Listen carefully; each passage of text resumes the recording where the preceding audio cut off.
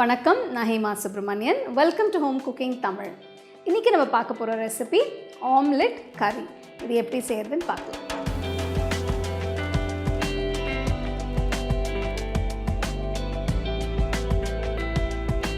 இதுக்கு முதல்ல ஒரு மசாலா பேஸ்ட் அரைக்க போகிறேன்.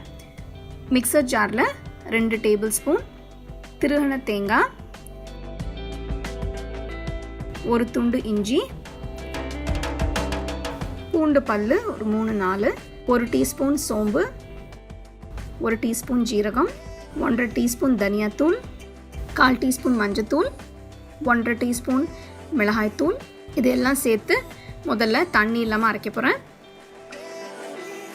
அதுக்கப்புறம் கொஞ்சோண்டு தண்ணி ஊற்றி நல்லா மையாக அரைச்சி வச்சுக்கோங்க. மசாலா பேஸ்ட் அரைச்சாச்சு. பார்த்திங்கன்னா நல்ல மையாக இருக்குது. இதை எடுத்து தனியாக வச்சுக்கோங்க. அடுத்தது தக்காளி பேஸ்ட் செய்ய போகிறேன். இதுக்கு 2 தக்காளி நல்லா நறுக்கி மிக்ஸி ஜாரில் போட்டு அரைச்சி வச்சுக்கோங்க.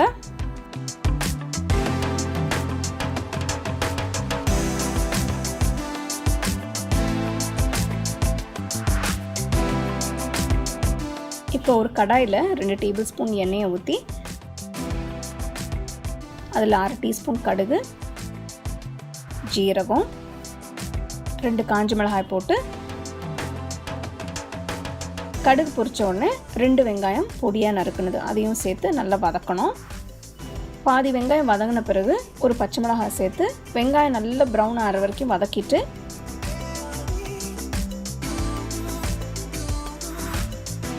அரைச்சி வச்ச தக்காளி பேஸ்ட்டு அதில் போட்டு நல்லா வதக்கணும். ஒரு 10 நிமிஷம் கழித்து பார்த்திங்கன்னா அதில் இருக்கிற தண்ணியெல்லாம் வற்றி இருக்கும். பச்சை வாடை போகிற வரைக்கும் வதக்கிட்ட பிறகு இப்போ அரைச்சி வச்ச மசாலா பேஸ்ட்டை இதில் போட்டு நல்லா மிக்ஸ் பண்ணிக்கோங்க. ஒரு 10 நிமிஷம் மீடியம் ஃப்ளேமில் வதக்கிக்கோங்க. அந்த பச்சை வாடைலாம் கம்ப்ளீட்டாக போகிற வரைக்கும் இதில் தேவையான அளவு உப்பு சேர்த்து மிக்ஸ் பண்ணி வச்சுக்கோங்க.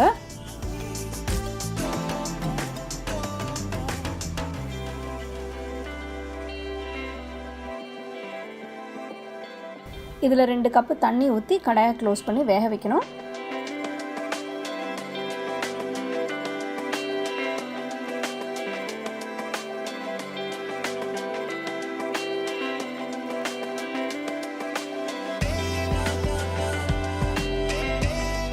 பத்து நிமிஷம் கழித்து பார்த்தீங்கன்னா பச்சை வாடை எதுவும் இருக்காது.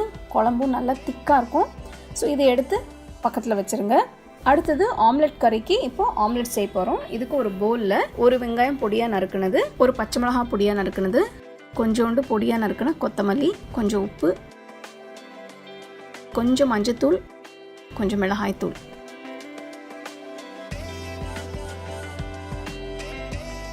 இப்போ 4 முட்டை எடுத்திருக்கேன் இந்த ஆம்லெட்டுக்கு. இதெல்லாம் உடச்சி அதில் போட்டு நல்லா மிக்ஸ் பண்ணி வச்சுருங்க.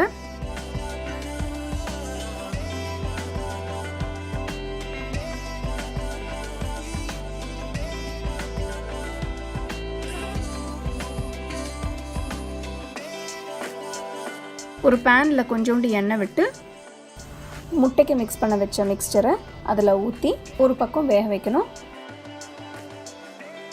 ஒரு பக்கம் வெந்த பிறகு அடுத்த பக்கம் திருப்பி 2 பக்கமும் முட்டை வெந்த பிறகு ஆம்லெட்டை எடுத்து தனியாக வச்சுருங்க. ஆம்லெட் செஞ்ச பிறகு அது பெரிய பீசஸாக கட் பண்ணிக்கோங்க.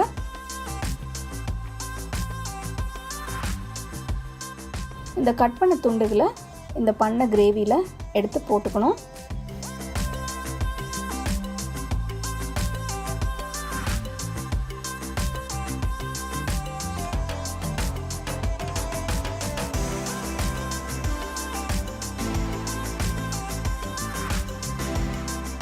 அஞ்சு நிமிஷம் கொதிக்க விடணும். 5 நிமிஷம் கழித்து பொடியாக நறுக்கின கொத்தமல்லி கொஞ்சம் போட்டு நல்லா சூடாக சர்வ் பண்ணுங்கள். இது ரொம்ப டேஸ்டியான ஒரு ஆம்லெட் கறி. கண்டிப்பாக உங்களுக்கு பிடிச்சிருக்கோன்னு நினைக்கிறேன். நீங்கள் ட்ரை பண்ணி பாருங்கள்.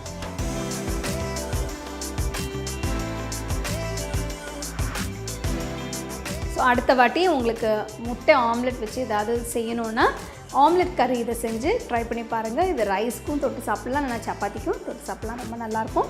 ஸோ உங்களுக்கு இந்த ரெசிபி கண்டிப்பாக பிடிச்சிருக்குன்னு நினைக்கிறேன். இது நீங்கள் உங்கள் வீட்டில் ட்ரை பண்ணி பாருங்கள்.